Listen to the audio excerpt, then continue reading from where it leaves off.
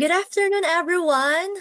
Welcome to the Mindanao Young Leaders Program Facebook live event. This is one of the events of the Mindanao Young Leaders Program to invite young leaders all over Mindanao to join the Mindanao Young Leaders Program 2025.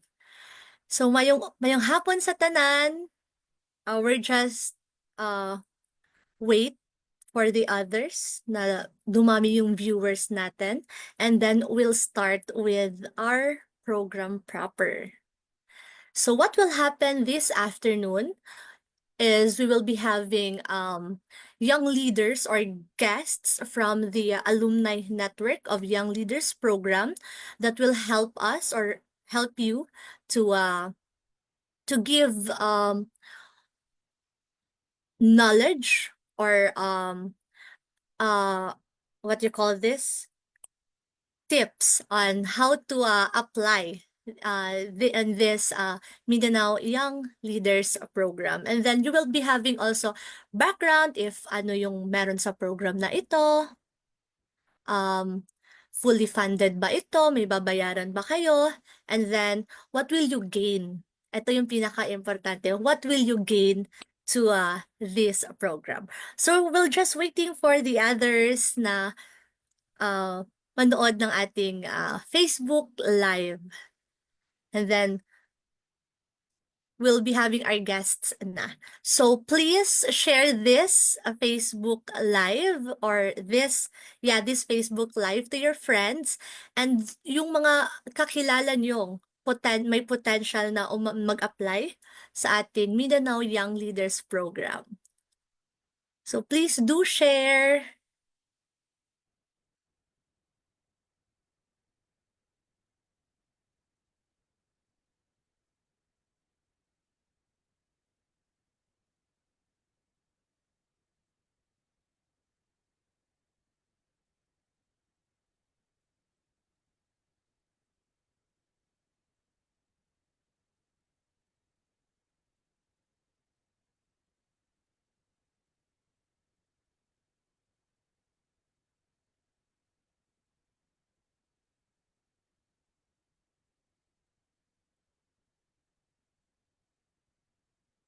So currently, meron na tayong mga viewers. So thank you so much for being with us this afternoon. Please do share or spread the word to your kakilala, friends, mga pamangkin, or mga colleagues nyo na nagtatrabaho or nagvo-volunteer sa mga civil society organizations based here in Mindanao. Ayan, we have Joe Regina watching from Davao City.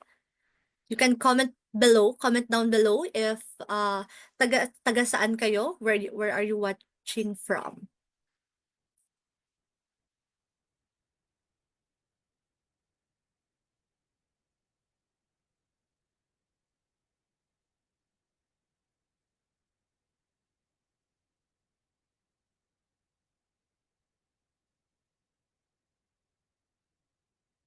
Yan, medyo dumadami ng mga viewers natin.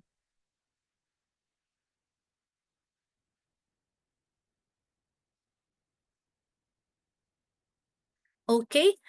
So you can also ask questions. Comment nyo lang po kung ano yung mga questions nyo and we will just read later or ask the guest, yung mga guests natin from the network or alumni network of the program.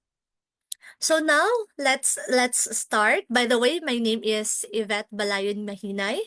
I'm from the cohort of or 2022 cohort of the Mindanao Young Leaders Program, as well as the Knowledge Management Officer of the Interfacing Development Interventions for Sustainability, the local partner of the Mindanao Young Leaders Program here in Davao City or in Mindanao, Philippines. So without further ado, we would like to invite Hilton Soberano. Hilton is an alumnus of the very first cohort of the Mindanao Young Leaders Program in 2019. And currently, he serves as one of the program's learning advisors. So let's ask Hilton to please introduce himself to us and then give us a further details of the Mindanao Young Leaders Program. Oh, rinig naman ako. Yes, good. All right. So, hello everyone. I am Hilton. I am one of the first young leaders, first batch, and I am a advocate for sport development. So basically, it's using games, sports, and physical activities for achieving sustainable development goals. And right now, I'm also a learning advisor for the Mindanao Young Leaders Program. And yes, I guess that's it for my introduction. So for the program, the Mindanao Young Leaders Program is a capacity sharing program for emerging young leaders in Mindanao coming from different civil society organizations. And the aim for this is to capacitate the young leaders in terms of their skills, knowledge, and confidence, contribute further into the development of their communities and more broadly sa Mindanao. So yeah, that's it. So kung we have questions here na first question siguro kun if international yung organization but they are dito sa Mindanao yung scope ng work nila, can they still apply for the program? Kahit hindi sila taga Mindanao or hindi talaga sila galing sa Mindanao. Yes, definitely. As long as the work that you're doing is for in the areas of Mindanao community siya naman sa Mindanao, definitely you can apply. Nice. Tapos, another question kung kailangan ba na SEC-registered yung organization to join So, sa program natin? hindi naman siya requirement na register your organization or yung civil society organization natin. As long as you are a young leader, you're working or volunteering for the PSOs or yung civil society organizations natin, yung mga non-government organizations natin, and then there is evidence na you've done really some work and your organization is really doing some work in the community that you're representing. So, yep, hindi kailangan. Okay. So yun po, klaro po no na hindi required na taga dito ka sa Mindanao or laking Mindanao ka, but yung requirement is that your organization is working in Mindanao or may impact din sa Mindanao. So another question kun, what if daw po if they work sa government and nag-volunteer sila sa civil society organizations or sa mga ganyan or sa mga foundations, possible din po ba na maka-join sila sa MinYLP? Yes, so we've had participants before na join sa program, na they're working in the government sector, but at the same time, they are working in the civil society organizations as long as yung nare-represent mo is yung CFOs mo in joining the program. So, yeah. And then another question is, what if daw po, well, yung program natin ay from the New Zealand din na ano, then what if daw po hindi magaling mag-English? Can they still join? Or the program will have, tawag nito, yung assistance para sa ating or meron ba yung mga English assessment test na kailangan nilang i-take before joining the program? Yung mga IELTS, mga ganyan.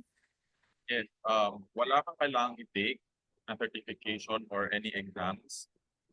However, we definitely require you to have functional English for you to be able to maximize yung program. But hindi siya something that will prevent you from getting selected. The program, merong part component ng program na tinatawag naming English Development Course, for which we would be able to support depende kung ano yung current proficiency mo in using English, especially for the development space or for professional use. The program has it para matulungan pa kayo ma-develop yun na skill. So if you're not really that confident sa English, don't worry. You can still try, and hindi siya malaking reason bakit hindi ka pwedeng mag-select. So again, ang primary reason na for selections is you're really doing the work. You have a problem that you want to tackle, and your potential for providing sustainable and peaceful development in your communities. So, yun po. Ayun. So let's go back po sa organization. We have question here. Ilang years po ba ang required na dapat nag-e-exist yung organization, or ilang years ba dapat na volunteer or nagtatrabaho siya sa isang organization? For both of those questions, wala namang hard requirement. Pero you just need to make sure that you have demonstrated experience or significant exposure doon sa work that you're doing and sa community. And nakikita natin na hindi lang parang mababaw yung nagiging experience natin para mas malaking chances natin na mag-select. So we have to demonstrate the experience that we have, the kind of work that the organization and us do with the community, and that's it. So yeah, walang hard requirement. Okay. So part 'di ba ng program natin, or part ng program is that we will be having an action project implementation. So next question is, kailangan ba na may pulidong action project proposal na sila before applying or while applying sa program natin?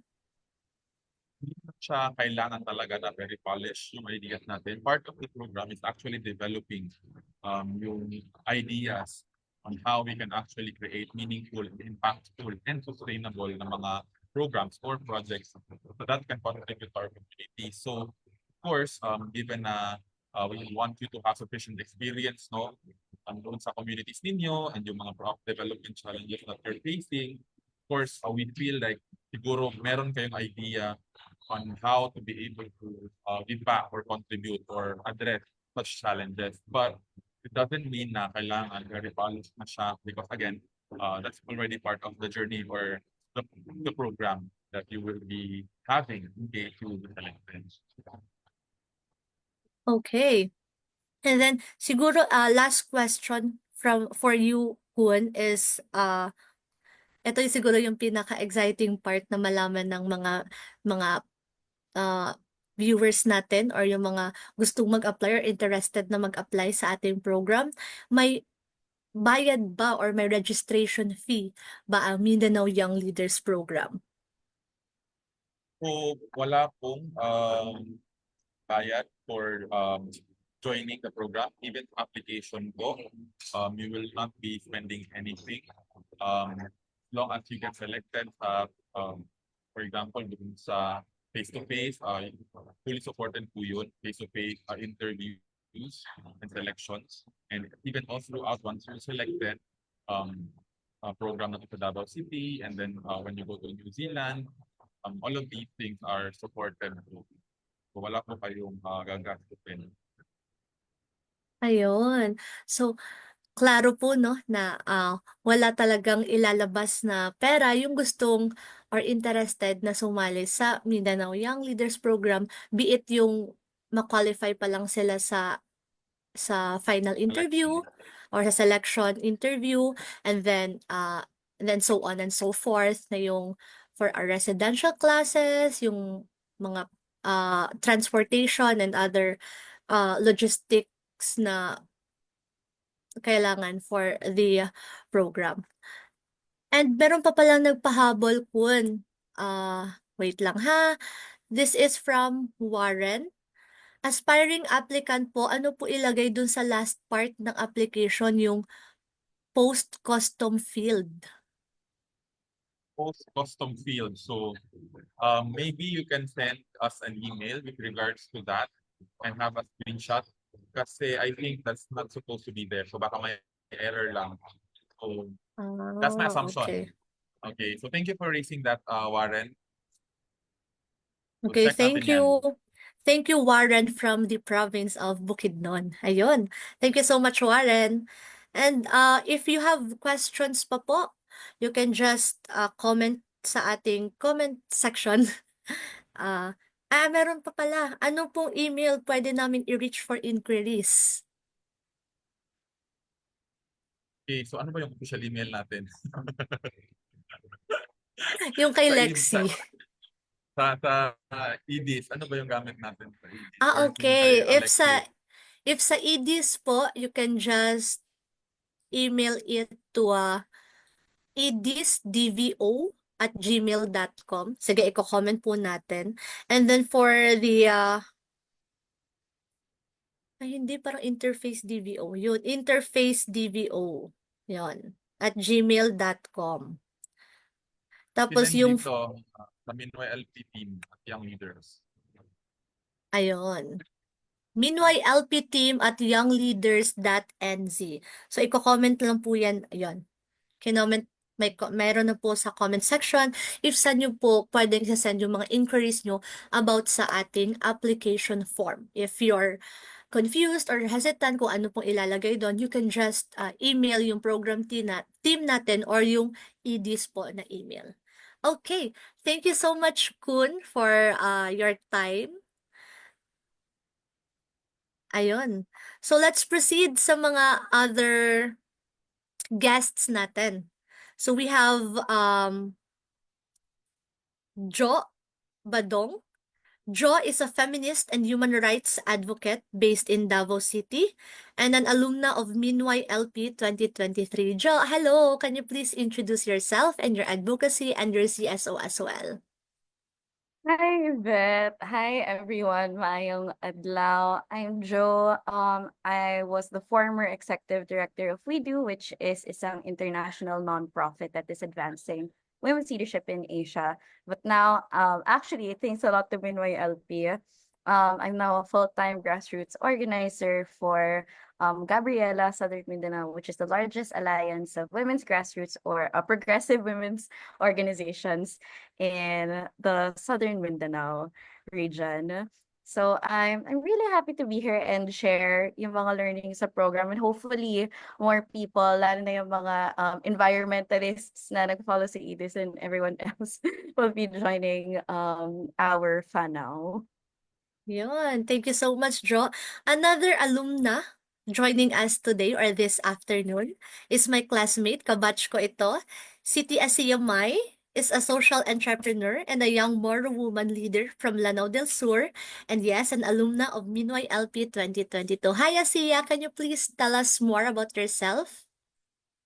Hi, Assalamualaikum and mapiap kagabi. That means good afternoon to each and everyone. So yes, I am Asia from the 2022 cohort and my organization is Shafat Agriculture Cooperative.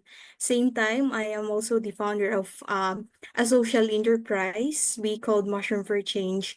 I strongly advocate for poverty alleviation, which is through mushroom production using agriculture waste sa local communities namin wherein we aim to provide livelihood opportunities in our communities here in Lanao del Sur. Ayun, thank you so much, Asiya. And the last but not the least, we have Renz. Renz is an alumnus of Minway LP 2021 who uses theater arts as a vehicle for or to promote youth development in Zamboanga City. Hello, Renz. Please tell us more about yourself.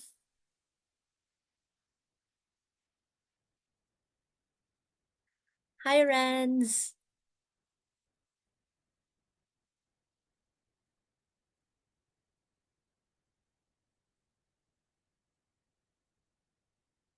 Ayun, baka may something came up. So, let's proceed na lang muna sa mga questions natin. Anyway, we have Jo here and Asiya.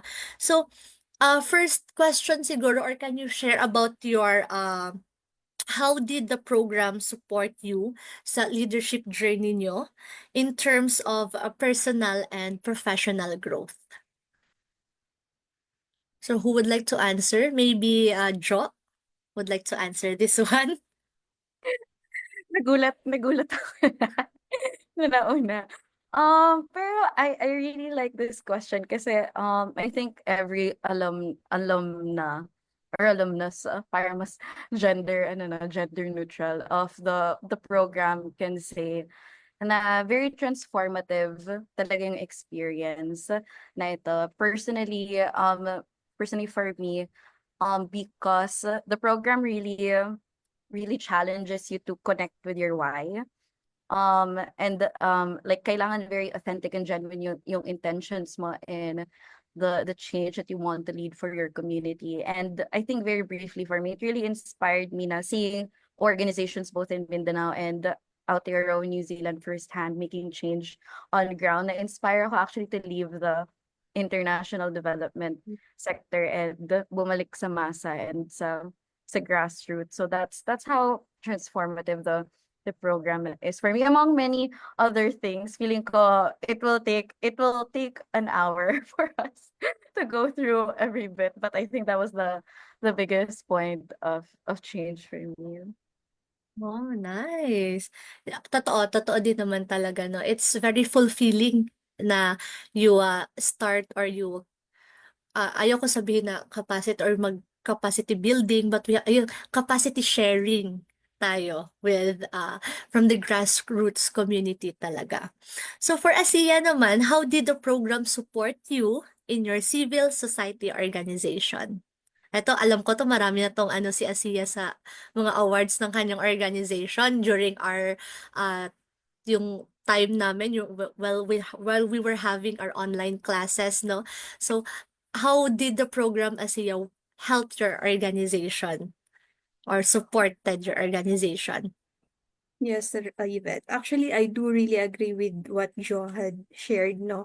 It's very transformative yung naging learning session natin, especially with how the program provided support sa lahat ng cohorts, especially nung time din natin we're in, medyo that was the time na under may COVID pandemic pa. So, ang daming adjustment and challenges. But then, siguro I think few points na sobrang nagustuhan and what I really admire with the program is na-boost ang daming hindi same with John, no? So hindi ko ma-elaborate lahat kasi sobrang dami talaga. But probably una sa lahat is self-awareness. Kasi yung all throughout the Meanwhile LP sessions, personally, no, I develop a deeper understanding on my strength, weaknesses, and especially learning what are my values that time kasi medyo um, yung Meanwhile LP Pass, I think that time yung pinaka-major na nasalihan kong program na in a long time talaga yung time frame, mahaba-haba yung engagement natin sa program, which also contributes na yun nga mas ma-boost yung confidence ko with especially the program no providing safe spaces for us to share our ideas sa group, and also we have support from our peers. So, sobrang nakaka-build talaga ng confidence yun. And siguro, probably lastly, professionally, no? Dun sa part na professional growth is sobrang na-enhance yung networking at saka relationship or rapport building, sharing ba yun? Skills ko during that, especially during that time. Kasi yun nga, I was able to like mingle and connect with people that are like-minded individuals kasi yung cohort natin sobrang diverse, and especially um, fostering yung sense of community and support that really continues to inspire me even up until now. Ayun, agree naman talaga ako sa iyo, Asiya, no? Yung sinabi mong yung may network na tayo na merong time na we need yung sa in my yung sa work namin na we need perspectives or we need speakers from the indigenous community on their knowledge or indigenous knowledge and practices sa environment. So we invited Edward sa ating sa namin so that we can and other people din sa alumni natin. We have invited Jo sa mga other din na mga activities ng organization. So ayun, parang ang dali na lang kumuha ng mga or mag-tap ng mga tao na maka-share ng kanilang experience and knowledge as well sa community for our community din. So now we have Renz. Hi Renz. Can you please introduce yourself sa mga viewers natin? Hi everyone, good afternoon. My name is Renzo de los Santos. You can call me Renz, and I am from the batch 2021 of Meanwhile LP. Ayun. So I know Renz na yung advocacy mo is in line with inclusivity. So I'll ask you this or can you tell us more about your experience as a participant, especially in terms of working with people from diverse backgrounds? Yeah, I think working with people with diverse backgrounds with two different contexts talaga, like for example, during my phase one, super magkaiba talaga yung experience ng when I did things here in the Philippines, and iba rin yung experience dun sa Aotearoa, New Zealand. And it's really humbling na experience na maintindihan mo yung saan sila galing. And it's also humbling experience na you were able to facilitate a specific action project na that everyone would agree and maging participative about it. Yun. And it's really nice to have like an open communication with them that you ma-feel mo talaga that we are one. Ayun, tama din naman, no? And I'm sure Joe and Asio will resonate to Ranza's experience as well in yung hindi lang naman sa action project natin sa phase 1 at saka sa phase 2, yung mga sa program natin, yung mga classmates natin, sa cohort natin, sa alumni network, as well as yung mga mentors natin. We have yung sa New Zealand, yung mga taong nakikilala natin, not just in line sa program natin doon, but also yung mga locals doon sa New Zealand.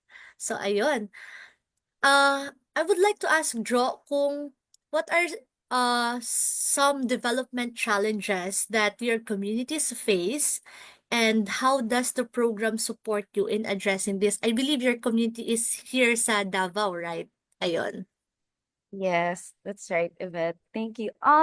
Specifically, while ang main organize namin is women's organizations more broadly, for Minway LP, the specific community that I brought with me was our women human rights defenders or social justice defenders or activists. And napakaraming challenges talaga na face na activists. Syempre nandiyan na yung external threats because shrinking ang civic space, hindi lang sa buong Pilipinas, but especially unfortunately here sa Mindanao. But aside from these external threats, I think what I explored through Minway LP, kasi sa program mayroong research component and mayroong action project component as well, is mental health and well-being, and how the program supported me in exploring that development challenges na mental health is systemic, and hindi siya nakukulong sa medical na or actually even immediate point of view. And actually through my project research and lahat ng conversations ko with my mentor, the conversations we've had sa mga organizations sa Aotearoa, is a huge reason why na-impact yung well-being ng women activists is because of lack of resources. And ultimately, like, I know a lot of very complex siya na development challenge, but I think to put it very simply, the program really helped me think more systemically and identify na problems, the development challenges that we're very passionate about and in love with are actually a lot more complicated than rooted in systems that we actually might not have thought of. So I've never worked in economic development before. So this is a particular challenge for me. But very exciting kasi really you get a lot of support from the programs and network, mentors, our program manager, si Alex, kahit na graduate na kayo from SDC 1 and SDC 2, will continue to be supportive. So lots of support for my development challenge throughout. Ayun. Oo nga naman, John, no, na magugulat ka na lang yung sa lessons natin sa systems thinking. For example, environment yung focus ko, pero magugulat ka na may ano pala andyan pala yung human rights, of course, andyan pala yung gender, yung PWD sectors din natin, LGBTQI. Ang dami. Hindi mo lang malalaman. Parang yung nakikita mo is just a tip of an iceberg, pero pag you will delve deeper, ang dami mong madidiscover about yung mga development challenges. So siguro I'll ask Renz, can you tell us about speaking of action projects, can you tell us about your action project? And I believe patapos na to si Renz sa phase 2 ng action project niya. Yeah, I'm currently on my phase 2, and my project is all about creating a safe space for our rainbow community to talk about sexual and reproductive health. So layunin ng organization namin to use primarily theater arts and its workshops to integrate it sa pag-talk about ng sexual and reproductive health. And based nga sa studies is, lalo na sa Philippine context, pagdating sa mga sensitive issues or sensitive topics, including relationships or sexual reproductive health, napaka sensitive siya or taboo siya pag-usapan, especially during a normal dinner with family, on a Filipino family. Napakahirap. And by not having these conversations, mas nakikurious yung mga members natin ng youth and hindi sila nasusupply ng tamang information about the sexual and reproductive health. And we wanted to have these conversations through theater arts or improvisation performances sa community, targeting not just rainbow communities but as well as the entire youth sa area. Ayun. So, last question siguro for you, Renz, no? I believe you still have work to do. Ano yung pinaka-challenging part ng iyong, last two questions, yung challenging part ng iyong action project and yung fulfilling part ng yung action project, implementation? I think I really love that question actually kasi if you are really passionate with your action project, yung challenges, makikita mo yung beauty in it just because the way you planned it and the way you execute it, hindi mo realize that there were other things to consider pala along the way while implementing those things. And the beauty in it is, alam mong tina-target mo yung specific objectives ng project mo just because meron kang mga things na marirealize along the way and na-apply mo siya agad kasi napo-foresee mo na siya because of the things that you have learned with our classes, di ba? Online and face-to-face. And what I really love or fulfilling about it, it's as our organization doing performances, we really love na at the end of every performances, may mga feedback kaming narinig from the audience itself or may mga nare-resonate silang mga natatatakan na mga phrases, mga songs or mga topics every time na meron kami mga community performances, and it's very fulfilling na to the point na at the end of every performances or workshops na kinakandak namin, they were at least one or two that wanted really interested to be with us as well, and felt really like empowered to proceed with youth development work. Ayun, thank you so much, Ren. Thank you so much for Thank your you. time. Thank you As there. singit ko lang, merong question dito si Edmar Sabang Molod. Pero nasagot na ito kanina, but we will just reiterate it. Question niya is, meron bang financial matter involved or spend in joining the program? So, wala po. This is fully funded po ng New Zealand Foreign Affairs and Trade. In partnership with Union Aid, Victoria University of Wellington, and Interfacing Development Interventions for Sustainability or EDIS. So kahit piso po wala pa kayong ilalabas sa bulsa nyo. Ayun. So let's proceed kay Asiya. Asiya, I also to ask, what role does cultural diversity play in the learning experiences offered sa program natin? Yes, Yvette. I think is the way na na-broaden yung perspective ko, especially in embodying inclusivity, no? Kasi aside sa yung time natin dito sa Philippines, we were also given the chance, no, to um like engage with diverse people sa New Zealand. So, most importantly, no, is yung real life application na kasi kanina nga na-mention ko na our cohort is composed, since nasabay din yung 2022 sa 2021 na cohort, yung pagpunta natin sa NZ. Very diverse yung like yung ethnicity natin or cultural background, religion, so much yung sa mga yung leadership skills natin. And I really love how we are always willing to share and adapt strategies among the cohort. So siguro uh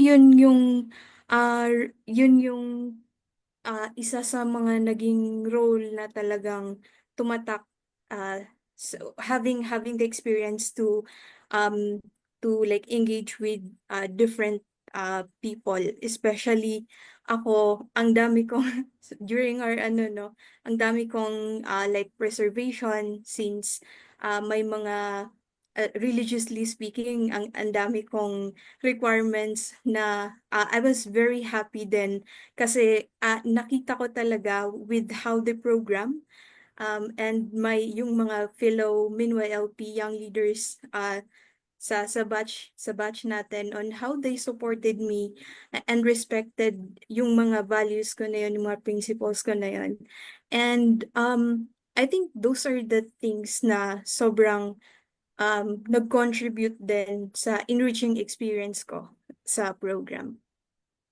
Ayun. Oo naman talaga. The program and the young leaders are very accommodating din naman talaga sa mga regardless kung anong cultural background natin, kung ano yung religious background natin. So, lahat pantay-pantay. And yun. And the program understands our mga needs, especially sa mga beliefs natin. Ayun. Yun lang yung we are respecting each other. Ayun, sa program natin.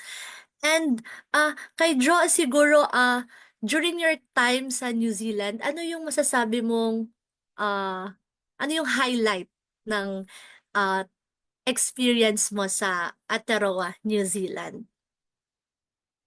Very, very interesting, no? I think very enjoy talaga yung buong experience overall. Pero one highlight for me was meeting yung Filipino migrant community sa Wellington. And marami kayong meet na communities, lalo na like regardless of your advocacy, you will meet your peers and your circles from on the other hemisphere of the world. But for me, very big highlight yung meeting the Filipino migrant community kasi alam mo yun, napakalaki ng diaspora ng Filipino, and sabi nga ni City kanina, you operate in this learning environment na napaka-diverse, and even with fellow Filipinos, fellow Mindanaoans even, napaka-diverse ng experience and parang babalik sa'yo kung bakit ba napipilitang mag-migrate ang Filipinos and nakaka-strengthen siya ng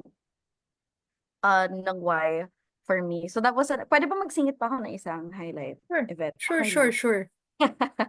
Tapos another one is yung Maray na visit. Super Ah, super fun kasi ang Maray ay isang parang community space na led by Maori, and even though Maori is yung indigenous and first peoples talaga na nagstay sa Aotearoa. And they really welcomed us with open arms kahit hindi naman kami taga New Zealand or Maori in the first place. Tapos parang na-model nila na possible para magkaroon ng community or space where people come together. So, and marami pong experiences. Pero yun talaga, the best unforgettable core memories totoo. from Lalo na yung sinabi nila no na this is your Maray too. O, di ba? Parang we belong. Di ba? Our kind of people. Yon. For Asia, the application is now open sa Mindanao Young Leaders Programs. Nag-start yun, I think, last week. And then will run until January 12 or will close sa January 12. For you, Asia, ano yung tips na maibibigay mo sa mga aspiring young leaders natin in filling out the application forms or the Google Forms? And yung tips mo din sa essay, kasi may essay part doon eh. How did you ace your essay part sa Mindanao Young Leaders Program during our time? Yes, honestly, ang dami kong gina-invite to really apply sa Minwa LP, especially yung mga Bangsamoro women leaders na kakilala ko. And they always ask me, kung ano ba yung tips daw on how I was able to qualify sa program. And as far as I remember, when I applied, I was like very honest lang sa pagsagot ko sa mga question. Like, I do it with how I wanted it to be answered. Given na I always provide context sa mga sagot. And I guess that really helps na whenever you answer, especially yung essay portion, it should come from the heart. At the same time, talagang makaprovide ka ng example on how you were able to apply it, or how you were able to make people in the grassroots engage or ma-embody ba yung mga like yung mga, like for example, if we got asked on ano ba yung mga naging programs or project na handle natin, or we work with sa CSO. So it's really important to like always provide context or example. So sobrang nakakatulong yon para din mas maintindihan nung mga naga-screening sa application process natin. Yes, tama siya. Sasabihin ko din talaga din yung you can always yung ilagay yung for example, yung ganyan. Kasi yung nagbabasa or people from yung mga evaluators natin, meron taga New Zealand, and they don't know kung ano yung context ng ating or background ng ating organization, background ng ating or yung angle ng ating advocacy. So you can really use example. Don't be shy na gumawa ng magbigay ng example. They will appreciate it. It will give them more or clear na scenario if kung ano yung ginagawa nyo sa advocacy nyo. Ayun. Meron ditong nagtanong na I don't know if sinong gusto mag-answer nito. Lahat naman tayo naka-experience ng essay sa tawag nito, sa ating application. Would you recommend yung paggamit ng AI? Kasi halos rampant na ang paggamit ng ChatGPT ngayon. So, I don't know, for you, Joe, or personal perspective mo, would you recommend na gumamit ng AI? Kasi, AI yung nag-enhance ng sentences natin or ng grammar natin and all. So, would you recommend that job? That's a really good question, no? Kasi I think everyone uses AI na ngayon, and medyo challenging talagang essay. So I think may nagde-default na gumamit nito. But I think the program can also attest to this, but you don't need to use AI. And we actually, I would say not lang strongly discouraged, but I don't think it's allowed. Kasi hindi naman nagma-matter yung form or how well, like how good you are in English. Like it will not be part of the evaluation. What matters is the content. Are you being do you really know your community, what their challenges are? Are you being very genuine in your leadership? Yun talagang qualities na they will look for. And if you're worried about your English communication skills, don't worry, kasi you will be supported by sa program merong English for Development course um na both online, like even before you go to New Zealand, you will be supported all throughout. And honestly, sa program walang discrimination, like how you pronounce, tama ba grammar mo, it doesn't matter as long as you're clear, clear yung thinking mo, and clear yung message mo and content. That's what matters. So don't use AI. Wag na. You don't need it. You just need you. Correct talaga, Jo. I agree. I totally agree with you sa ganyan. Yun. So, ayun, meron nag-comment dito na hoping makapasok po. I'm an IP youth leader from province of South Cotabato.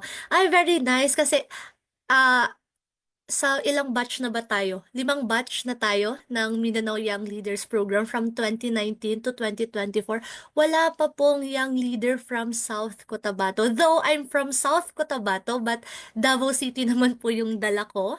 And yun po, maganda din na diverse yung young leaders natin coming from the different provinces or regions ng Mindanao. So, yes, Edmar, we highly encourage you na mag-apply sa ating program para naman may taga South Cotabato na rin sa ating program. Ayun, so, parang wala na mga questions or may mga questions pa ba? So far wala na. Yung kanina natanong ko, si Jo lang ang natanong ko sa highlights ng kanyang Aotearoa New Zealand journey. Sa'yo kaya, Asiya, ano yung highlight ng Aotearoa New Zealand journey mo? Kala ko ligtas na ako dun sa tanong eh. But I think lahat talaga, lahat ng naging journey ko sa NZ.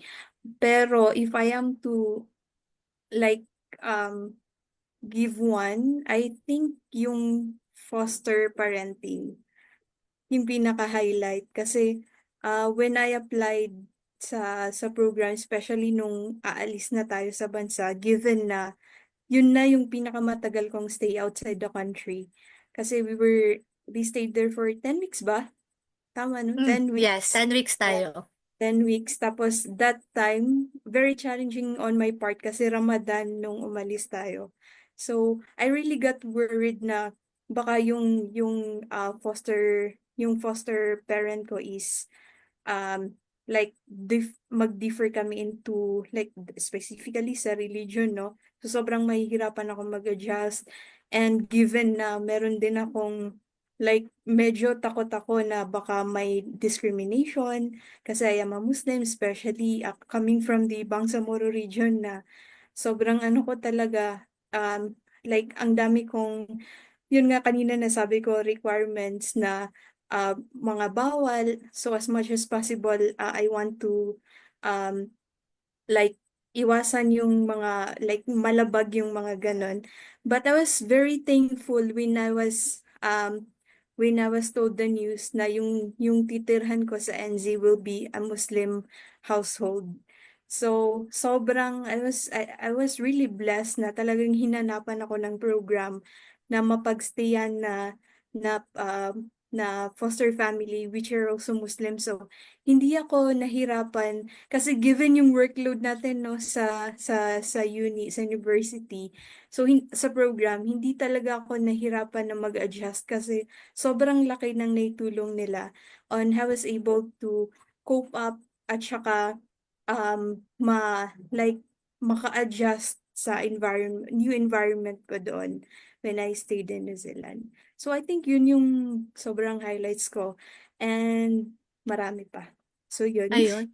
Totoo siya. We really love Shaheen. Shaheen is your foster or yung host mo doon sa New Zealand, and Shaheen also yung pangalan ng mentor mo, right? Ayun. So, dalawang Yes. Shaheen ang meron kay Asiya. So, we both love them sa pag-aalaga kay Asiya. Ayun. So, merong nagtanong dito or nagsabi dito na interested sana siya pero hindi siya pasok sa requirements. 30 plus na kasi ang edad niya. So, yung program natin ay 23 to 30 years old po yung ini-encourage na mag-apply or yung pwede mag-apply. We would like to encourage na lang po na mag-invite ng kakilala na eligible sa program natin. And yun, yung share the word sa Minway LP na application. Anyway, hanggang January pa naman po open yung application natin. So, any other questions sa mga ano natin, sa mga nanonood ng live natin, Facebook Live?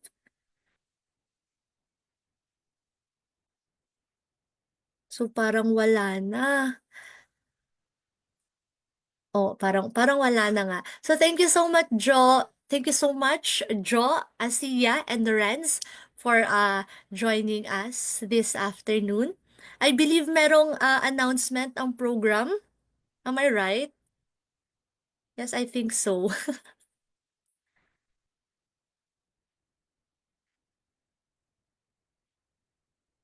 And while the technical team is doing that, yung announcement natin, if a flash ata sa screen, okay. Yun, edit out. We would like to encourage everyone na eligible sa uh, pag-apply sa Mindanao Young Leaders Program natin, age 23 to 30 years old, working or volunteering sa any civil society organizations based here in Mindanao, be it sa labor organizations, labor rights, human rights, gender rights, environmental or social enterprises, sa mga farmers associations natin, we highly encourage you to apply sa Mindanao Young Leaders Program and experience kung ano din yung na-experience namin this sa mga online classes namin, yung mga developing yung mga challenge ay mga development challenges, learning development challenges, learning cross-cutting issues, yung mga experiences namin sa New Zealand, meeting new people, meeting new mentors, and